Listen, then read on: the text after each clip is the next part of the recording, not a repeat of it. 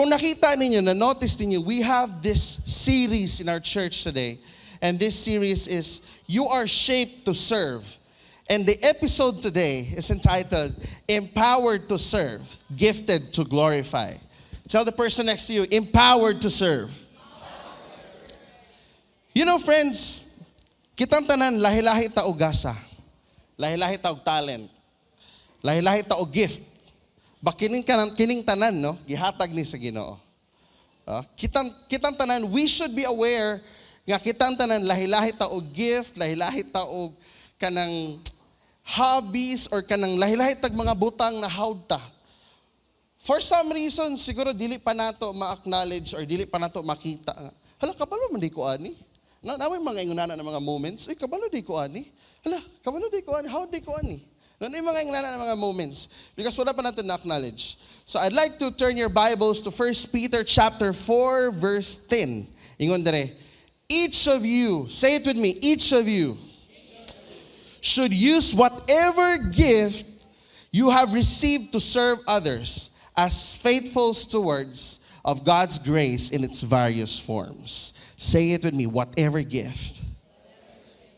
Serve others. Stewards of God's grace. O, inihilo man. Kusga gamay. In its various forms. Ayan. You know, every believer has received a unique gift from God. Tuo ba mo ana? We are called to use these gifts to serve others, not for personal gain, but as faithful managers of God's many kinds of grace. Kabalo mo, pag naamoy talent, naamoy gift, ayun ninyo ang kuna. Kay dili na inyo ha. We are not owners, but we are managers. Inay mo katapad, manager man ka. Ayan. So I'd like to give you a breakdown no sa verse na ni para masabtan na to. Himay-himayon nato ni. You know, pag ingon diha nga each of you, every Christian has been given spiritual gifts or abilities by God. No one is excluded. These gifts can be talents, skills, or spiritual enablements. Naiuban sa to maayo sa music, naiuban maayo sa kwarta, sa finance, naiuban sa to maayo na ay talento sa pagtabang, no, na ay very compassionate, na ay kasing-kasing sa mutabang, lahi-lahi tag talento. That's why si Lord, wala siya napakya sa tuwa. Si Lord created us individually. No nga, equal. Kitang tanan. That's why, ingon diri, these gifts can be talents, skills, or spiritual enablements. Ikaduha nga part, should use whatever gift you have received to serve others. Inausabi mo katapad, serve others. That's why, gingon ako ganina, ang kaning mga talents na to, kaning mga gifts na to, dili ni para sa tuwa lang. No? How'd ka mo luto? Ay, napod pagluto para sa mong kagalingon. Mag-share ka naman. Right? Nakakay talento sa music, you share it with other people. No? Maayo ka sa computer, okay, share it with other people. Right? Generous ka nga person, well, sanay ka naman magbigay. Di ba? So, lahi-lahi ta og talent. Ingon dire sa ikatulong part, as faithful stewards of God's grace. When you say stewards, gipahuram lang, gipagamit. No, dili imo, di ba? Kabantay mo anang mga magsakay mag-airplane, di ba? Na flight stewardess, no, na mga staff. I-assist gid mo ana. Mag-demonstrate gid na sila. Nga mo ni siya for your safety, assist mo ninyang seat.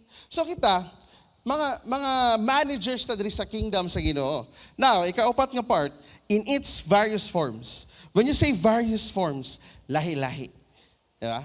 Ayaw pag hunahon na nga, halang ano si Ate Ann, hawon mo kanta, ano si Ate Faina kay Hamis kay skin, pabor-pabor. No? Ngano si Ate Pawi, hawon mo drawing. Ngano si Doc Himes, memorize niya ang bones sa body.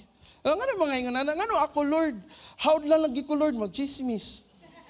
Uy, gift gihapon na. Pwede ka siya ushering ministry.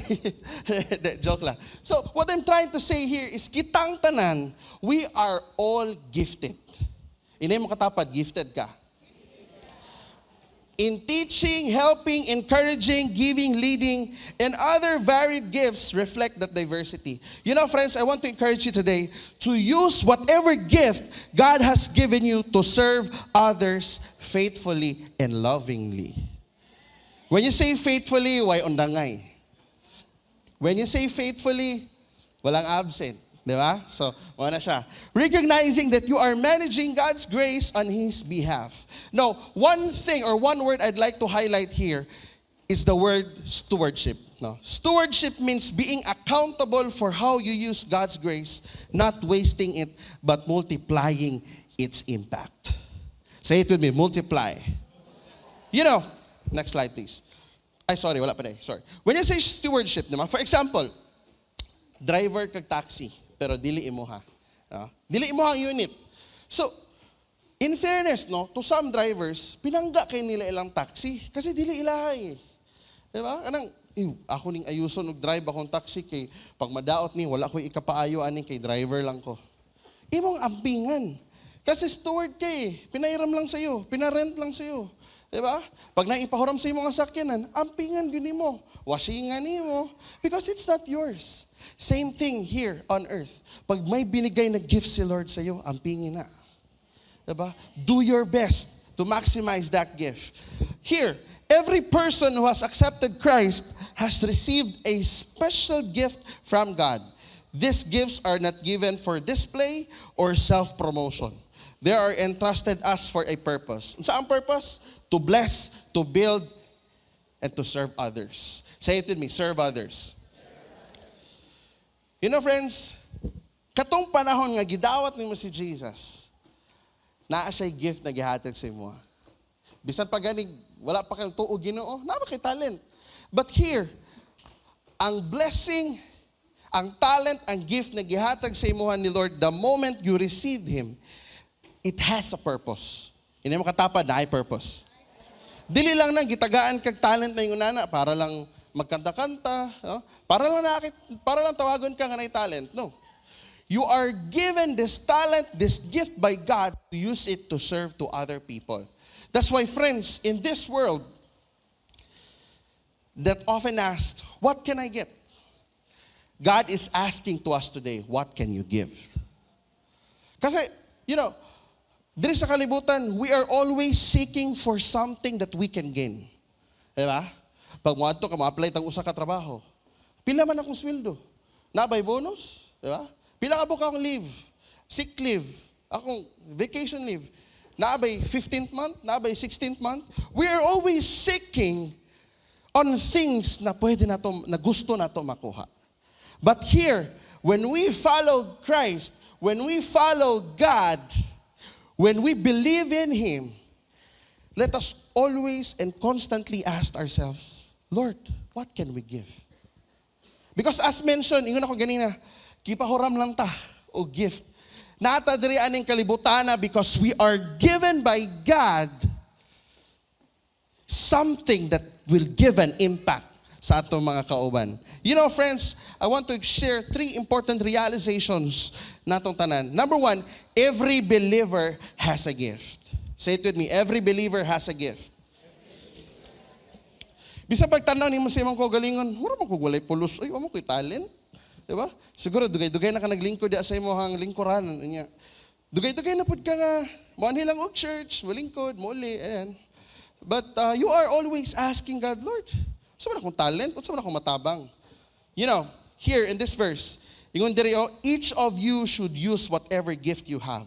When you say each of you, not some. Dili lang para sa uban, but each one.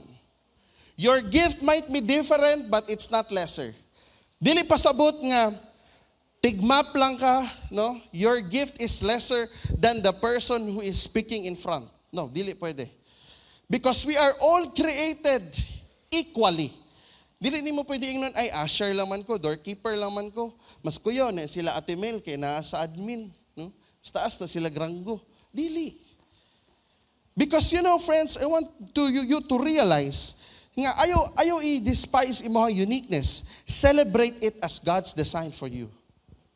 Naa ka sa doorkeepers karon, naa ka sa Sunday school teachers, nasa kingdom builders, you have to celebrate it. You have to do your best because that is God's gift for you.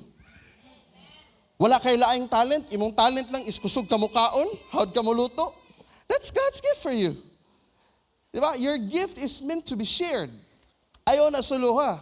You know, friends, God never creates anyone with a purpose. Every believer is uniquely gifted, not accidentally, but intentionally. Say it with me, intentionally. That's why, ningon si Lord, I have created you, I have known you. Bisan naa pa ka sa taguangkan sa imong inahan. Wa pa ka ni gawas, kailan ang Ginoo sa imo. Kabalo na si Lord, pila ka buok, imong buhok. God knows every detail of our lives. Mona, ayaw, never. No, impa si Sherwin, never. Never i-question. Never i-question si Lord. Kung unsa iyahang gihatag sa tuwa. You know, friends, God designed His church to be a body because every part matters. Say it with me, every part matters.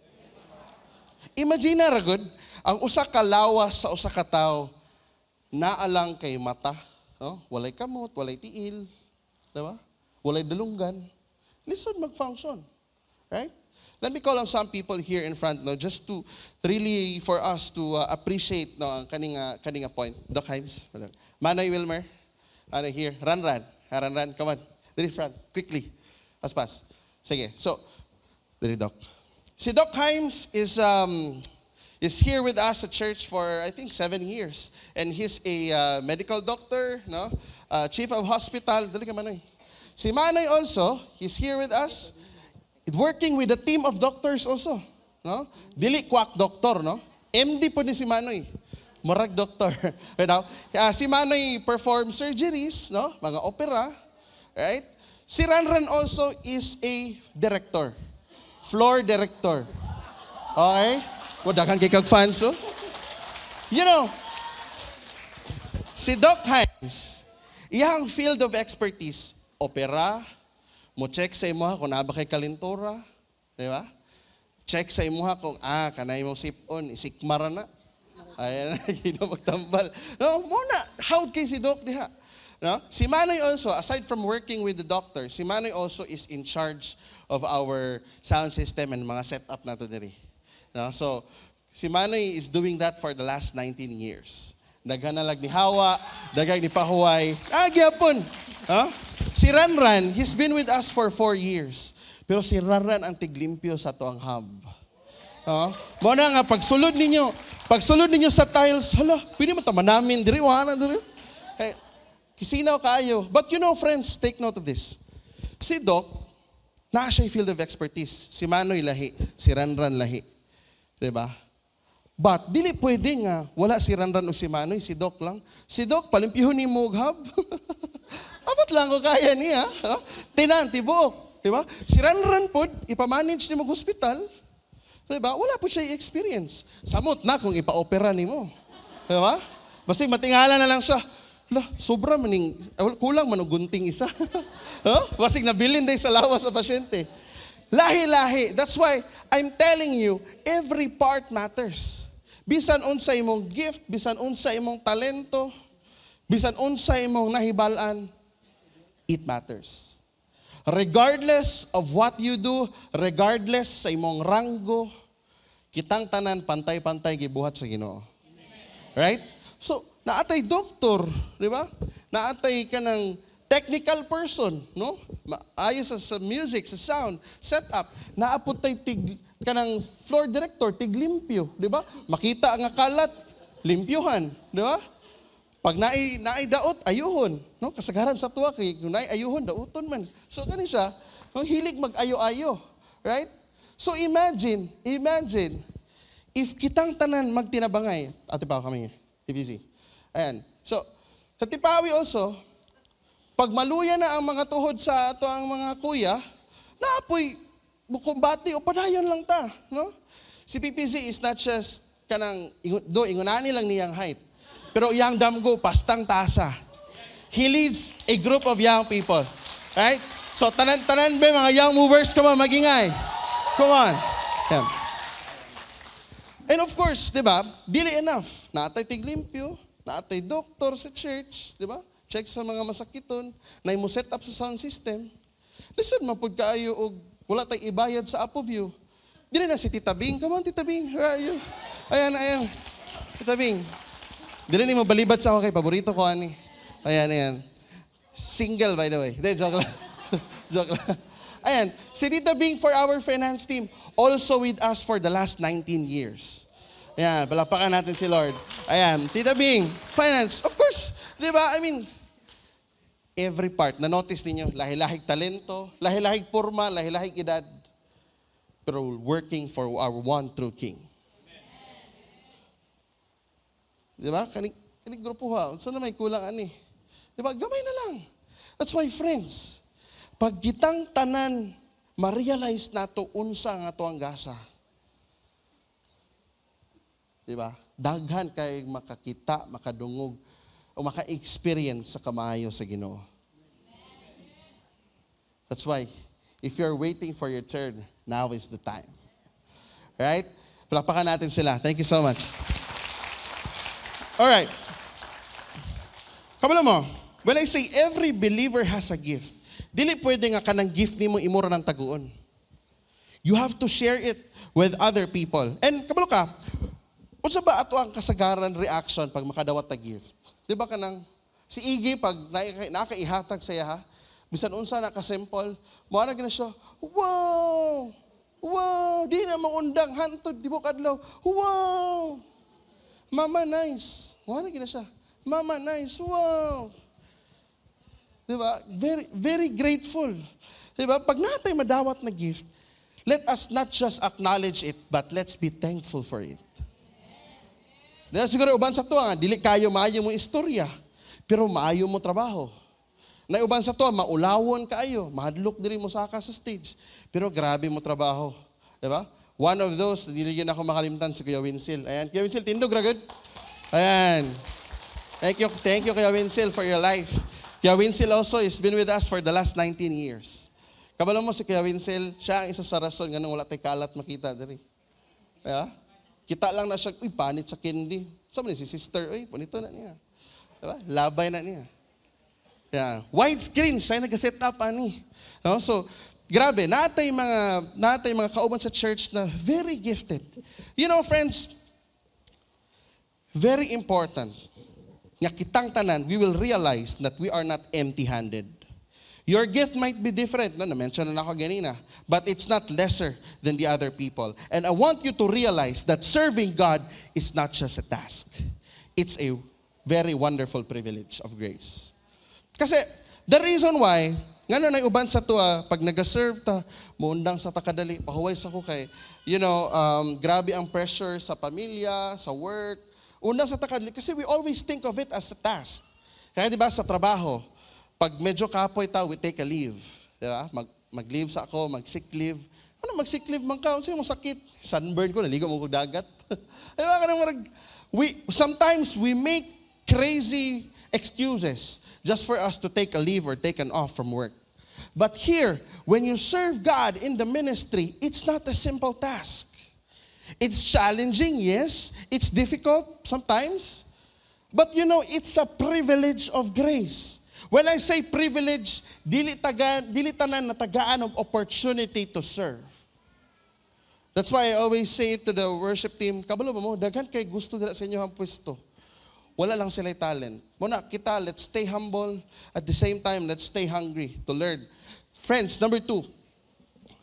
Our gift is intended to help others. Say it with me, help others. And I want to highlight this part. Use whatever gift you have received to serve others. Whatever gift. Dili dapat selective. Diba? Kung multi-talented ka na person, you have to share it with other people. Kabalo mo nga, no? When you share the gift that God has given you, you are extending the hand of God to that person. Wala ta kabalo, ang usa ka person na gitabangan nimo, he needs one act of kindness for that day. Kasi siguro kana nga person down kaayo, no, luya kaayo, discouraged kaayo. Siguro puno sa utang, puno sa problema, giaway pag ginog asawa, gibiyaan og anak. And then here you are. Nag-encourage kag usa ka person. Kumusta, ate? God loves you. Simple lang. You know, friends, ang mensahe sa Ginoo when you come to church, it doesn't start here.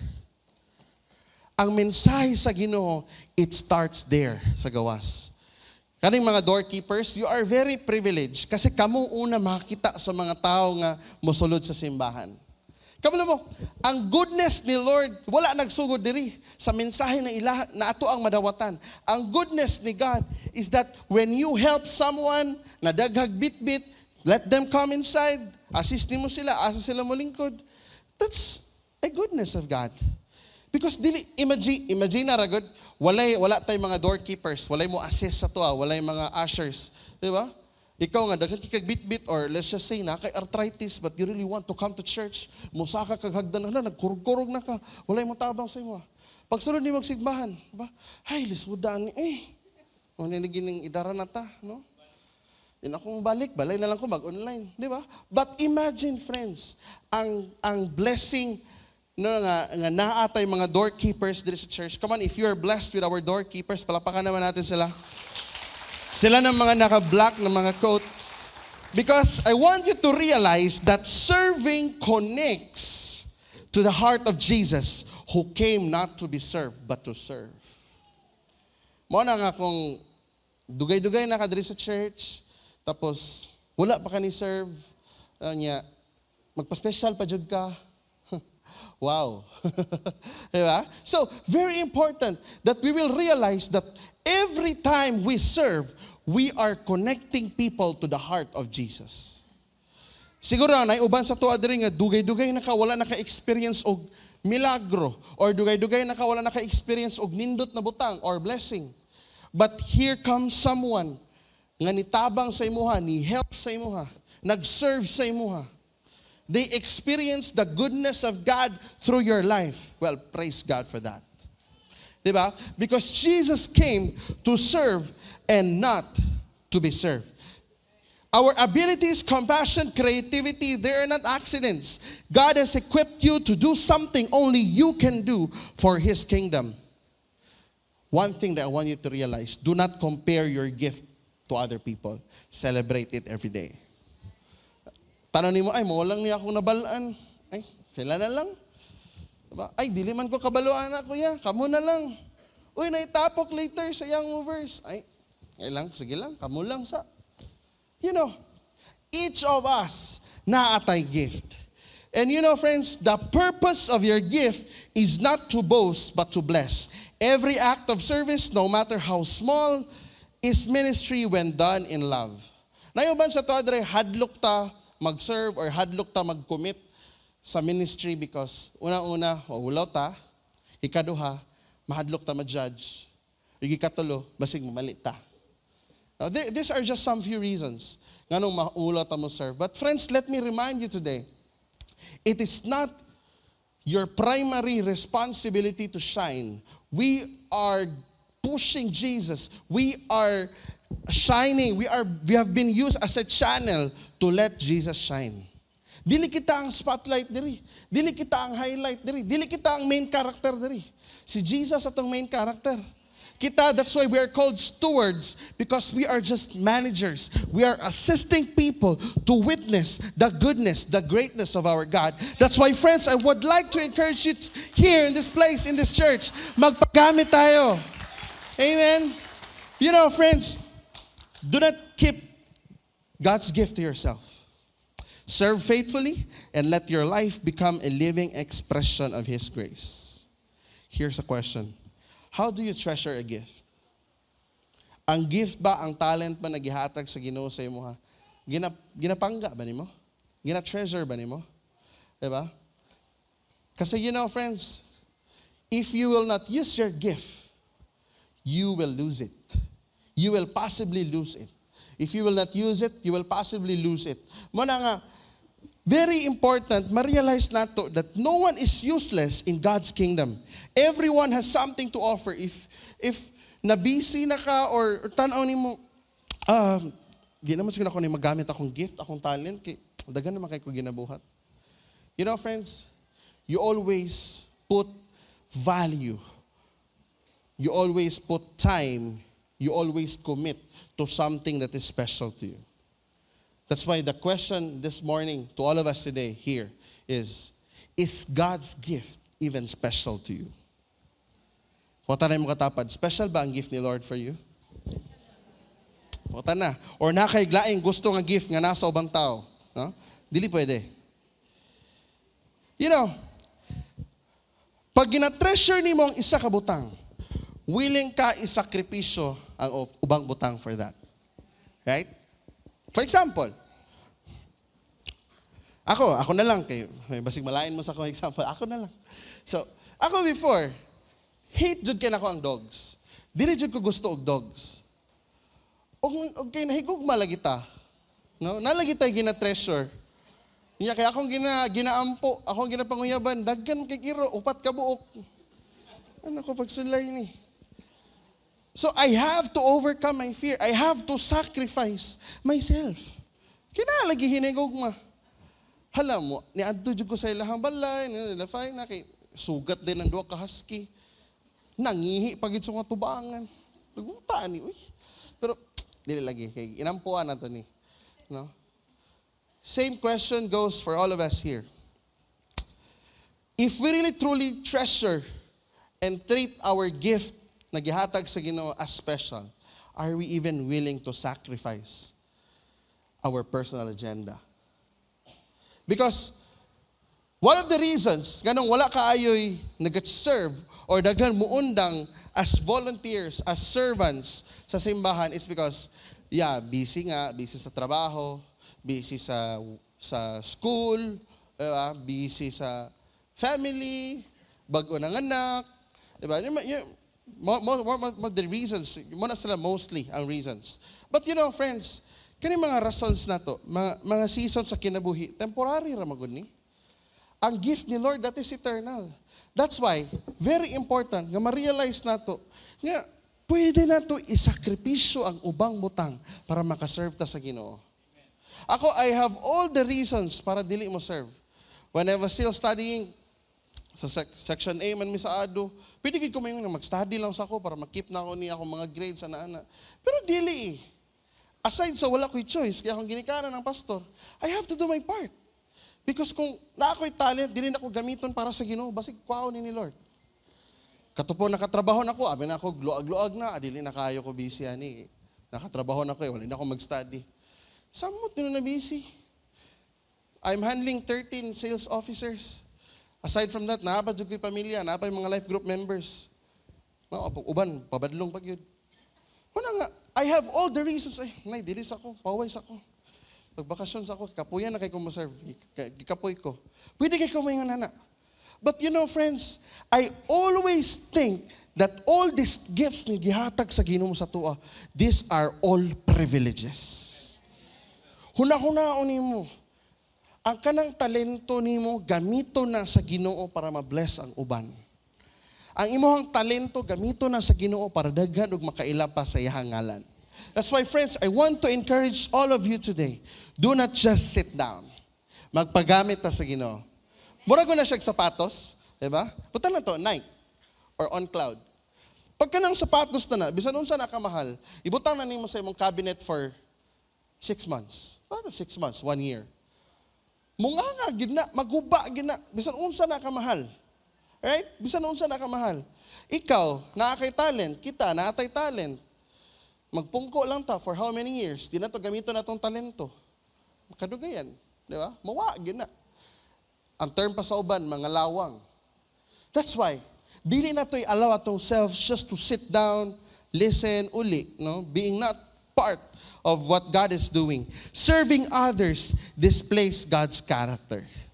You want the name of Jesus to be lifted high? Serve. Do you want the love of God to be experienced by your friends, by your family? Serve.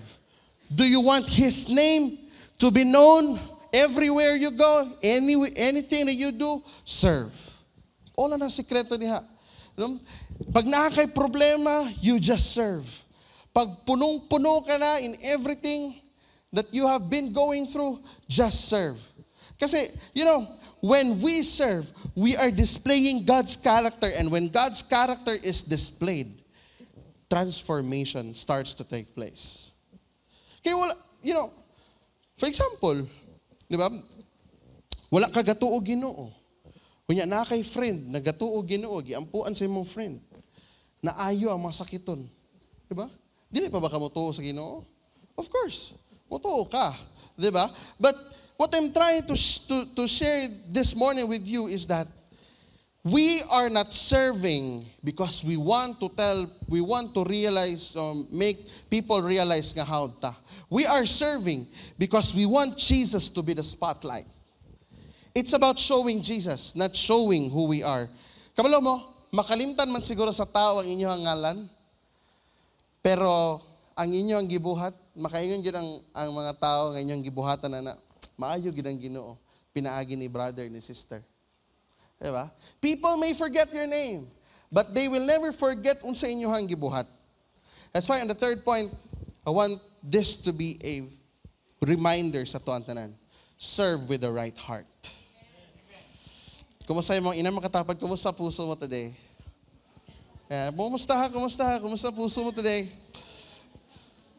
In this verse, I want to highlight this part. As faithful stewards of God's grace in its various forms.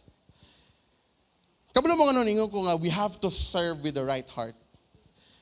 Because a pure heart turns ordinary acts into an eternal impact. O isa pa, true service flows from love, not duty. God looks at why we serve, not just what we do. Sama sa iyo na ko ganina. If you treat the ministry or your commitment or your service to the Lord as duty, no? Pwede ra gid kayo mo absent. Pwede ra gyud sa leader, kanang di na ko feel karon mo serve. Isa ko, pasa ko. Diba? Imagine na, mayingon sila Kuya Winsel, sila Manoy. Guys, dili ko okay today. Kamu lang sa hakot dito, kamu lang sa set up. No? Na magkabulingit siguro ta. But always remember, God looks at why we serve, not just what we do. Dili magmatter kung unsa kadaghan ang imong talent, imong gift. Magmatter sa Ginoo ang rason ngano ka nag-serve. And our motivation to keep us from serving is our love for the Lord. Why are you serving? Kasi love ko si Lord. Period. Di ba? Period. Mawala na itong rason. Why are you serving? Because meron akong talent. Hindi pwede ganun. Papuntanan ka, why are you serving? Because I want to give back the glory sa Ginoo. I want to serve because I love God, I love His people, and I love doing things that I love. That's why, friends, I want you to be reminded, very important that we serve with the right heart. Napo iban sa tuwa dire, dili lang sa ako mag-serve kay dili pa okay akong heart. Kabalo mo, when you commit in the ministry, when you commit to serve, mababago buhay mo. Mababago buhay mo. Right? So, naiuban sa tuwa dire nga, when they started to serve, no? Live in sila. Live in, dili live in nga nag-staycation ha. Live in ka ng uban usa ka balay wala nakasalba. But along the way, they decided magpakasal because they have experienced the goodness of God in their lives. Because the faithfulness, the goodness of God will always bring us to repentance. You know, friends, importante, ready or not, basta kay willing ka magpagamit sa Ginoo, magpagamit ka. Right? So here, God is watching how we manage what is given. Very important. Very important to really manage well what God has given us. Inimong katapad, manage well. And one thing that I want us to realize, ang gugma sa Ginoo sa usa ka tawo mo reflect gid na siya sa iyang effort na iyang ginabuhat para sa Ginoo. If you see people na parang mediocre lang, okay ra, no, kanang okay na ni, kanang mga tao na yung nanang maglagot juguan na. Okay na ni, bites na ni. Yeah? We are serving an excellent God. That's why we should always pursue excellence. We are serving a God of much more. That's why we should give more than what we can give. In our talents, in our gifts, bigay natin lahat para kay Lord. All out, sold out for Jesus. That's why dili pwede na mayon ka nga, bakante ka karon, tanaw lang nako.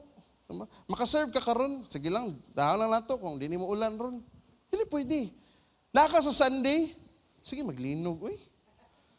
But praise God, friends, we are more than 240 plus here in this room. Palapakan natin sa Lord because I know you have realized you have conquered your fears and you have focused your eyes on Jesus. And one thing that I want you to know, what you have today is a trust, not a trophy.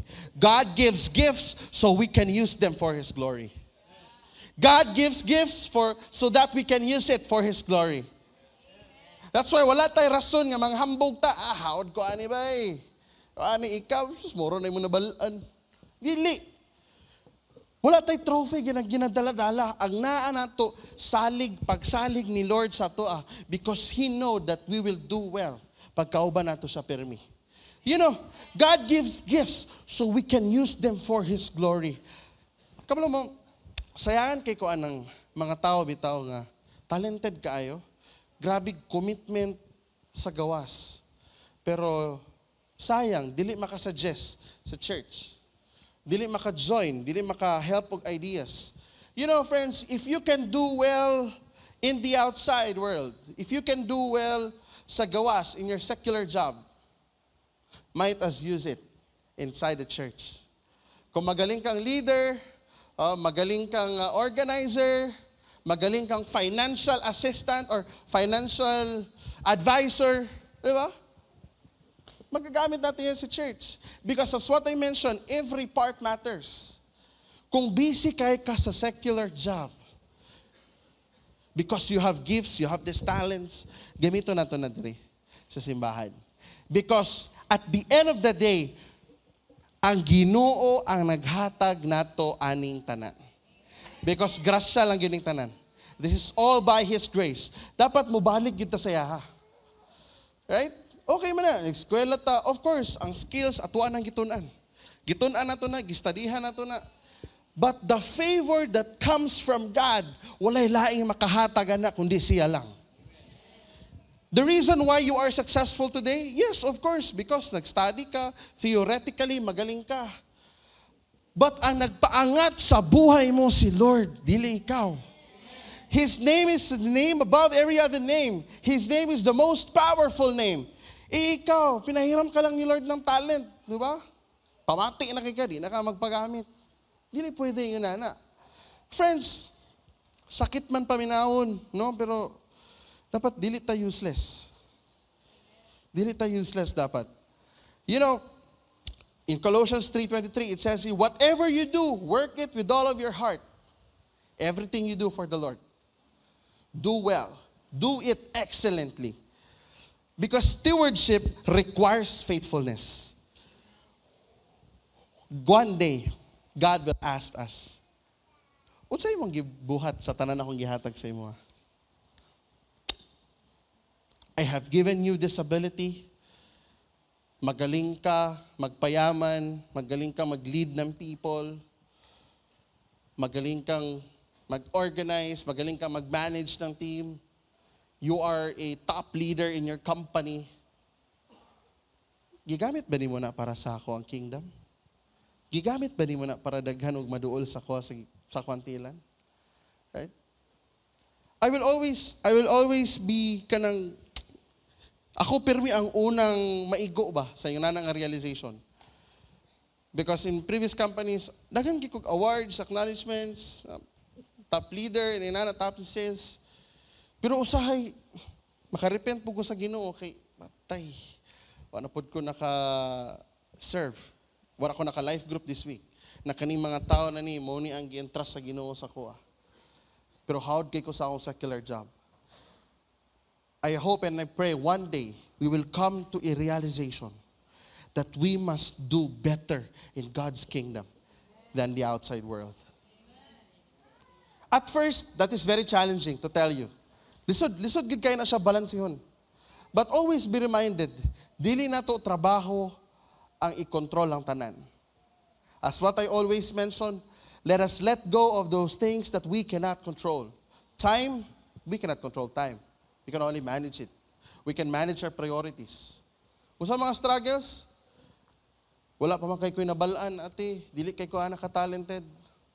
You know, what God wants from all of us today is our willingness. Hindi kailangan ni Lord yung talent mo. Hindi kailangan ni Lord yung skills mo. Hindi kailangan ni Lord yung looks mo, yung galing mo. Kailangan ni Lord your willingness. Tell the person next to you, willingness. That's why, friends, to close,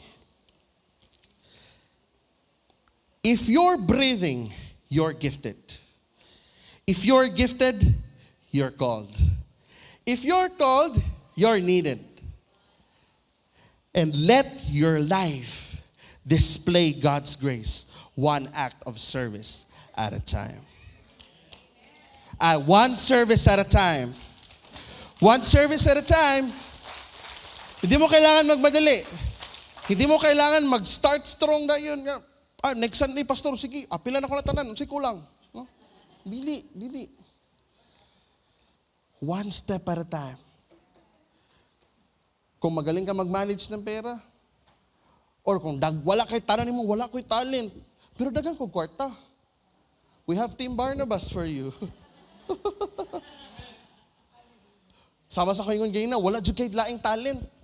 Pero how di ka si chismis? No, sabaan, di ka mahilom ba? Di matakoy mong ba? Doorkeepers Ministry is welcome for you. Right? Mahilig ka mo tabang. Mahilig ka mo drive. Diba? Mahilig ka magkuri-kuri. Mahilig lang yun ka mo matabang. Makita niyo mo, gusto ka matabang. Hako team, welcome kayo ka sa Hako team. 6 o'clock, assembly time. What I'm trying to say here is that kitang tanan mapuslan. Based on our data and our records, only 30% of our church attendance nasa ministry. So the 70%, what are we waiting for? Right? Mapuslan kita in our own special way. In our own terms, siguro hindi, because that is not sustainable. Karang mo serve bitaw ta nga, pwede ingon ani. Mabut ang time nga dili na nimo magustuhan ang imuhang ang terms, mundang ka. But friends, I want to tell you this today. Let us surrender everything to the Lord because everything belongs to Him. When I say surrender, it's time to make a move. And you know, friends, I want to remind you today that you are not a mistake. You are not a mistake. You are gifted by God's grace and you are called to serve. Let your gift reveal God's heart to the world. God's heart to the world. Bisan dili ka tigwali, but because you serve, nakita sa tao ang gugma ni Jesus sa imong kinabuhi. Nindot kay mong smile, hello, welcome. Bisan nagbugot ka, makasmile ka. Pasulod diri. Di ba? In your life group, nakita sa imong mga life group members nga, daghan kay kag bayronon, daghan kay kag buhatonon, but you still show up. You are already an encouragement to your people. Right?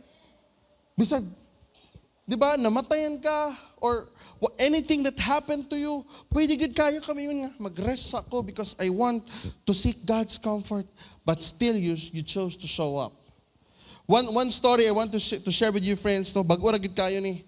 No, kini si Aimil. Oh, Aimil, wave your hand. Wave your hand. Ayan. Si Aimil, wake up, graveyard na yan duty. Graveyard na yan duty. May ko saya Hamil. Usa man kaya nimo mag-drums? Mo out kag alas 7 sa work. Sigurado ka? Kaya nimo mag-drums? So, lagiya, kakulay drums. Kay lakon ko magtanaw, ako'y ginabuhat. Wow! Diba? Kanang dili siya mahimutang. Nga dili siya maka-drums. A few weeks after, say to me, a few weeks after, na-promote. Ano ko, wow! Na-promote. Ano ko nga, I'm not saying no nga, pugson, yun mo halad. Nil, dili, unaha si Lord. Wala ko ningon na nasaya ha. Ano ko, Mil, yung honor lang yun si Lord. Basta kaya. Pag dili kaya, kay you need to sleep, okay ra yun. Pero gipili niya si Lord. A few weeks after, na-promote. Ang pabor pag yun, Saturday, Sunday ang off. Ano ko, wow. Lord, amazing. Amazing. No? Sa mga wala kabalo, si Aimil is a son of a senator. Hindi, joke lang. Joke lang na. Friends, as I closing na gid ni, sure na. So, I want to speak sa tanan nga dili okay ang kasing-kasing. Kanang mga nagaduha-duha mag-serve or kanang mga nagpahuway ni undang sa og-serve o para sa mga kaundangon na mag-serve. You know, friends, naay mga season sa tuang life nga kapuyan gid ta, kaundangon na ta. Arang overwhelming na kayo ang tanan. Kanang naay magsurang-surang sa kwadri buto gyud. Kanang mga ingunana ba na mga moments. Nayuban sa tuwa, siguro nakasab-an ka, ay diri sa ko kay nakasab-an ko, isog kay sa tiing dyan. Ay diri sa ko kay si Manoy singhagan ko, na late lang ani ko kaisa. Si Ate Jade giyaw-yawan ko. Undang sa ko, ulaw ko. Si Kuya Brian, stricto kayo. Undang sa ko. Diba? I want to share this verse with you today as we close. Hosea chapter 6 verse 1 and 2. Come, let us return to the Lord. He has torn us to pieces, but He will heal us. He has injured us, but He will bind up our wounds. After 2 days, say it to me, 2 days, He will revive us. On the 3rd day, He will restore us, that we may live in His presence. We may live in His presence. And you know, friends, today is October 12. And in 2 days, it's October 14. It's the 52nd day after August 25. Balik ito inyong mga gipang lista, inyong mga gipang ampo. Declare this today. After 2 days, He will revive us. Kung nakay situation today that needs healing, say it to your situation. Lord, after 2 days, I will be healed. Lord, after 2 days, mabayaran ako tanan akong utang. Lord, after 2 days, magkauli mi sa akong parinting nga nag-away ni. Because on the 3rd day, He will restore us. It's gotta be a brand new day. It's gotta be a day of restoration. But here's a command. Return to the Lord. Return to the Lord. Gibuak imong kasing-kasing, gitamakan ng imong pagkatao, sakit imong buot, kung hindi ka mo serve, return to Him. Gusto mo ng milagro in 2 days? You want God to make you whole in 3 days? Return to the Lord.